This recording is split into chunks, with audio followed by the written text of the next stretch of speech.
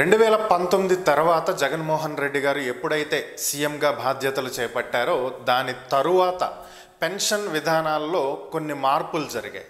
అంటే గతంలో ఉన్నటువంటి పాలసీస్ ఏ విధంగా ఉన్నాయో వాటిని యాజ్ ఇట్ ఈజ్గా అమలు పరుస్తూనే కొన్ని అంశాలలో మార్పు తీసుకొచ్చారు.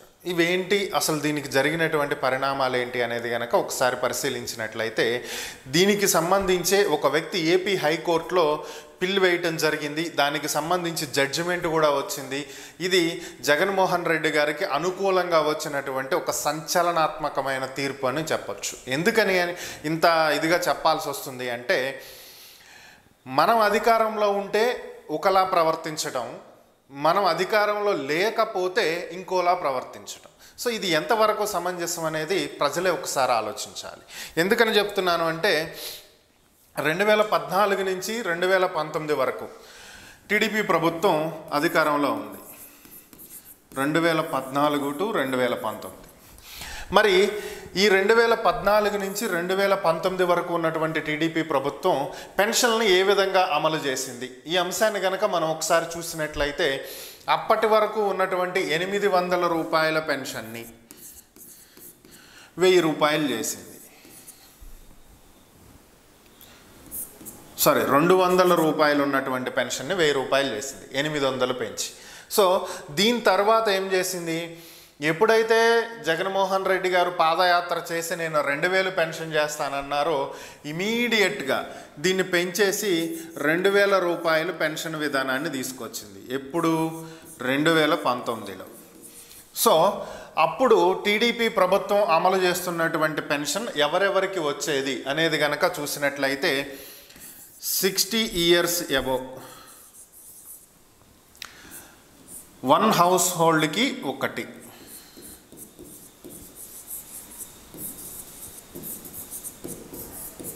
అంటే ఒక ఇంటికి ఒకరికి మాత్రమే, ఒక ఇంట్లో ఇద్దరు 60 అబోవ్ ఏజ్ వాళ్ళు ఉంటే ఒకరికి మాత్రమే పెన్షన్ వస్తుంది. ఇది టీడీపీ దగ్గర నుంచి జరుగుతున్నటువంటి ఒక పాలసీ. సో పెన్షన్ ఎక్కడ తీసుకోవాలి? పల్లెటూరులో అయితే స్థానికంగా ఉండేటువంటి పంచాయతీ ఆఫీసుల దగ్గర కానీ లేదంటే విఆర్ఓ ఆఫీస్ దగ్గర కానీ తీసుకుంటారు. అదే ఒక అర్బన్ ఏరియాస్లో అయితే నియర్ బై ఉండేటువంటి వార్డుకి సంబంధించినటువంటి అధికారులు ఎక్కడ ఉంటారో అక్కడ దీనికి సంబంధించి కొన్ని పాయింట్లు ఏర్పాటు చేసేవాళ్ళు. సో అక్కడికి వెళ్ళి తీసుకుంటాం జరిగేది, స్కూళ్ళ దగ్గర లేదంటే మున్సిపల్ ఆఫీసుల దగ్గర, ఇలా డిఫరెంట్ ఏరియాస్లో. సో ఇది 2019 వరకు నడిచినటువంటి పరిస్థితి. ఎప్పుడైతే 2019లో జగన్మోహన్ రెడ్డి గారు అధికారంలోకి వచ్చారో 2019 నుంచి 2023 వరకు పాలసీస్ ఏ విధంగా ఉన్నాయి అంటే పెన్షన్ని 2250కి పెంచుతూ నిర్ణయం తీసుకున్నారు. దీని తర్వాత 250 పెంచుకుంటూ వెళ్తామన్నారు. ఇప్పటికీ 2750 రూపాయలు వస్తుంది. అయితే ఇది ఏదైతే 60 years అబోవ్ ఒక ఇంటికి ఒక్కళ్ళకే ఉందో అది యాజ్ ఇట్ ఈజ్ అమలు అవుతుంది. అయితే దీన్ని సవాలు చేస్తూనే ఒక వ్యక్తి కోర్టుకు వెళ్ళటం జరిగింది. సో దాంట్లో ఏం జరిగింది, అసలు ఈ కోర్టులో ఎలాంటి నిర్ణయాలు తీసుకున్నారనేది మనం ఇప్పుడు చూద్దాం. AP high court case status,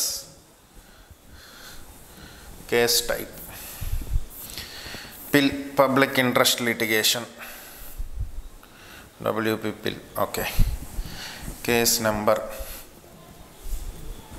2002 5Z3MK go. C Thandava Yogesh versus state of Andhra Pradesh.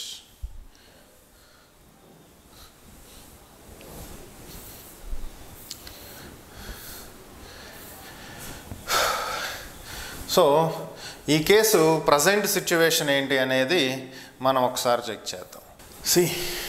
ఇది కోర్టుకు సంబంధించినటువంటి, కోర్టులో ఎవరెవరు ఏమేమి వేశారు అనేది కనుక ఒక్కసారి చూసినట్లయితే ఇదండి. Here Sri Tandava Yogesh party in person led government pleader for Panchayati Raj and Rural Development for respondent number 1 Sri Harish Kumar Rasineni, Land Council appearing for respondent number 2 and the Deputy Solicitor General appearing for respondent number 3. So ఇది government తరపున ముగ్గురు రెస్పాండెంట్స్ని పెట్టారు. ఒకళ్ళు Panchayati Raj and rural development కింద పనిచేస్తున్నటువంటి government lawyer ఒక అతను, అలాగే Harish Kumar Rasineni learned counsel appearing for the respondent number 2గా ఆయన, అలాగే డిప్యూటీ సొలిసిటరీ జనరల్ని రెస్పాండెంట్ 3 కింద ఆయన పెట్టడం జరిగింది. The state of Andhra Pradesh has been operating a system of grant of pensions to various sections of society under GOMS number 174 Panchayat Raj and rural development department dated 13/12/2019. The said GO provides for grant of pension to 12 categories of persons. However, rule number 4 of 1I of the said GO restricts grant of pension to only one person in a family, except where the second person is a disabled person with 80% and above degree of disability. Dialysis patients, survive mental retarded, PLHIV, and pensions sanctioned wide GO retired number GORT number 551 HM and FW department dated 26/10/2019 and memo number 3033/401/D1/2019 on HM and FW department dated 8/11/2019. The petitioner challenges this restriction is in grant of pension on the ground that the said restriction is violating of the article 14, 21, 39A and 39E and 41 of the read with Constitution of India, apart from being violation of section 3 of 1C, 4 of 2 and schedule 1 of the Unorganized Workers Social Security Act 2008 and violation of National Social Assistance Program guidelines issued by the Government of India, Ministry of Rural Development, and also violation of Article 25 of the Universal Declaration of Human Rights. So ఈయన చెప్తున్నది ఏంటి అంటే, ఏదైతే AP government 2019 డిసెంబర్లో ఒక GO తీసుకొచ్చింది, ఆ GO ప్రకారం పెన్షన్స్ ఏవైతే ఇస్తున్నారో జీవో నెంబర్ 174 13 డిసెంబర్ 2019లో ఒక జీవో తీసుకొచ్చారు. ఆ జీవో ప్రకారం ఒక ఇంటికి ఒక్కరికి మాత్రమే పెన్షన్ ఇస్తారు. అలాగే రెండవ వారికి కూడా ఇవ్వాలి అంటే ఖచ్చితంగా 80% డిజబిలిటీతో వాళ్ళు ఉండాలి, అప్పుడే ఆ ఇంట్లో రెండవ వ్యక్తికి పెన్షన్ ఇవ్వబడుతుంది.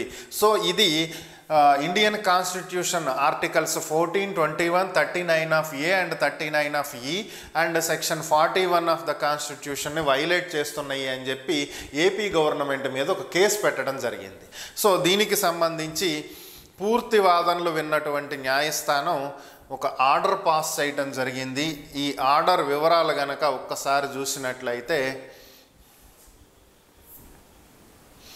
సుప్రీంకోర్టు ఇచ్చినటువంటి గైడ్లైన్స్ని బేస్ చేసుకుని, అలాగే పూర్తిగా దీనికి సంబంధించినటువంటి వివరాలన్నీ చూసిన తర్వాత కోర్టు ఇచ్చినటువంటి డెసిషన్ ఏంటంటే, the state has taken the stand that it has decided to treat the family as the unit of consideration for grant of financial assistance to the disabled sections of society. This is a policy decision taken by the state on an economic issue. It would not be appropriate for this court exercising jurisdiction under Article 226 of the Constitution of India to review such a policy and determine whether the objection of consideration should be the family or the individual. Such decision would have to be left to the discretion of the government. For the aforesaid reasons, this writ petition is dismissed. There shall be no order as to costs as a sequel pending miscellaneous petitions, if any, shall stand closed. So పూర్తిగా అంతా కూడా పరిశీలించిన తర్వాత court తీసుకున్నటువంటి నిర్ణయం ఏంటి అనేది కనుక ఒక్కసారి చూసినట్లయితే, ఈ వ్యక్తి ఎవరైతే పిటిషన్ దాఖలు చేశాడో ఆ వ్యక్తి వేసినటువంటి పిటిషన్ చెల్లదు. ఎందుకని అంటే state government as per the supreme court guidelines work చేసింది.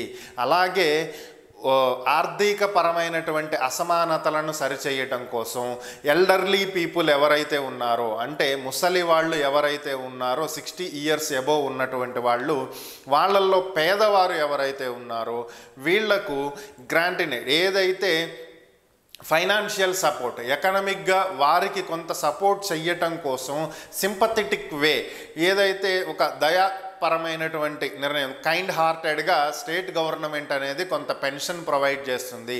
ఆ పెన్షన్ అనేది ఒక ఇంటికి ఒకరికే పెన్షను అంటే ఒక ఇంటిని ఒక యూనిట్గా తీసుకుంది తప్ప ఇంట్లో ఉన్నటువంటి ఒక్కొక్క వ్యక్తిని ఒక్కొక్క యూనిట్గా గవర్నమెంట్ పరిగణించట్లేదు.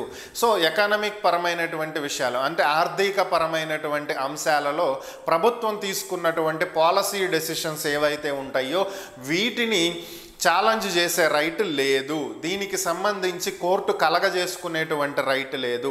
ఆర్టికల్ 226 ప్రకారం కోర్టు దీంట్లో కలగజేసుకోవాలని భావించట్లేదు. ప్రభుత్వం పాలసీ పరంగా తీసుకునేటువంటి నిర్ణయాలలో న్యాయపరమైనటువంటి విభేదాలు ఏవి ఉండవు, న్యాయస్థానాలు కల్పించుకోవు. ఏవైనా సరే చట్టాలను ఉల్లంఘిస్తేనే న్యాయస్థానం కల్పించుకుంటుంది. అలాగే ఈ పిటిషన్ అనేది ఒక రాజకీయ పరమైనటువంటి అభియోగంగానే కోర్టు పరిగణిస్తుంది. సో ఈ పిటిషన్ని మేము కొట్టేస్తున్నాము. దీంతో పాటుగా దీనికి రిలేటెడ్ ఏవైనా సరే ఇంకా కోర్టులో పెండింగ్ ఉన్నట్లయితే అవన్నీ కూడా ఈ రోజుతో క్లోజ్ అయిపోయినట్లుగా నిర్ణయం తీసుకోవాల్సి ఉంటుంది. క్లోజ్ అయిపోయినట్లుగా భావించండి అని చెప్పి కోర్టు ఒక సెన్సేషనల్ జడ్జిమెంట్ అయితే ఇచ్చింది. ఎందుకు ఇది సెన్సేషనల్ అని చెప్తున్నానంటే మీరే సింపుల్గా ఒక్కసారి ఆలోచించండి. పెన్షన్ విధానం అనేది 2014లో ఏదైతే ఉందో 2023లో కూడా అదే ఉంది. 2019 వరకు టీడీపీ ఏదైతే అమలు చేసిందో 2023 వరకు ఇప్పుడు వైసీపీ కూడా అదే పెన్షన్ విధానాన్ని అమలు చేస్తుంది. ఒకటే డిఫరెన్స్ ఏంటంటే అప్పుడు పెన్షన్ ఎవరైతే పొందుతున్నారో వాళ్ళు ప్రభుత్వ కార్యాలయాల దగ్గరకు వచ్చి తీసుకునేవాళ్ళు. ఇప్పుడు ప్రభుత్వం నుంచి వాలంటీర్లు వెళ్ళి వాళ్ళకి ఇస్తున్నారు. ఇది ఒక్కటే తేడా. సో మిగిలినటువంటివి యాజ్ ఇట్ ఈజ్ నడుస్తున్నాయి. అప్పుడు చంద్రబాబు హయాంలో ఎలా నడిచిందో ఇప్పుడు అలాగే నడుస్తుంది. అప్పటికంటే ఇప్పుడు పెన్షన్ కొంచెం ఎక్కువగా ఇస్తున్నారు. సో దీన్ని కావాలని చెప్పి రాజకీయం చెయ్యటం తప్ప మరొకటి లేదు. ఎందుకు దీన్ని ఇలా మాట్లాడాల్సి వస్తుంది అంటే మరి నిజంగా మీకు ఇంట్లో ఉన్న ప్రతి ఒక్కరికి పెన్షన్ రావాలనిపిస్తే 2014 నుంచి 19 వరకు ఏం చేశారు మీరు? అప్పుడెందుకు కోర్టులకు వెళ్ళలేదు? అప్పుడెందుకు కేసులు వేయలేదు? అప్పుడెందుకు మాకు అందరికీ పెన్షన్ కావాలని ధర్నాలు చేయలేదు? లేదు కదా. మరి ఇప్పుడు ఎందుకు చేస్తున్నారు? కేవలం ప్రభుత్వం మీద కక్ష సాధింపు చర్యలే ఇవన్నీ. ఇలాగే ప్రభుత్వం ఇళ్ల స్థలాలు ఇచ్చేటప్పుడు కోర్టులకు పోయారు, వాటికి అడ్డుపడ్డారు. అలాగే రాజధానిలో పేదలకు ఇళ్ల స్థలాలు ఇస్తుంటే అడ్డుపడ్డారు, అక్కడతో ఆగలేదు. స్థానిక సంస్థల ఎన్నికల విషయంలోనూ వెళ్ళి కోర్టుల్లో కేసులు వేశారు, అది అయిపోయింది. ఇప్పుడు సింపుల్గా చెప్తా, నిన్న జరిగినటువంటి అంశమే ఆరోగ్యశ్రీకి ఏపీ ప్రభుత్వం బకాయిలు ఉన్నాయి కాబట్టి మేము 27 నుంచి ఆరోగ్యశ్రీ సేవలు ఆపేస్తున్నామని చెప్పి ప్రైవేట్ హాస్పిటల్స్ ఒక అల్టిమేటం ఇచ్చాయి. Fine, well and good. మరి ఇదే అల్టిమేటం 2019 వరకు మీరు ఎందుకు ఇవ్వలేదు? అప్పుడు కూడా ప్రభుత్వం నుంచి చాలా బకాయిలు ఉన్నాయి. మరి ఆ రోజు ఎందుకు ఫైట్ చేయలేదు? ఆ రోజు ఎందుకు మాకు బకాయిలు ఇవ్వకపోతే ఆరోగ్యశ్రీ సేవలు స్తంభిస్తామని మీరు ఎందుకు చెప్పలేదు? ఎందుకంటే ఆ రోజు ఉన్నది చంద్రబాబు గారు, ఈ రోజు ఉన్నది జగన్మోహన్ రెడ్డి గారు, ఇంతే తేడా.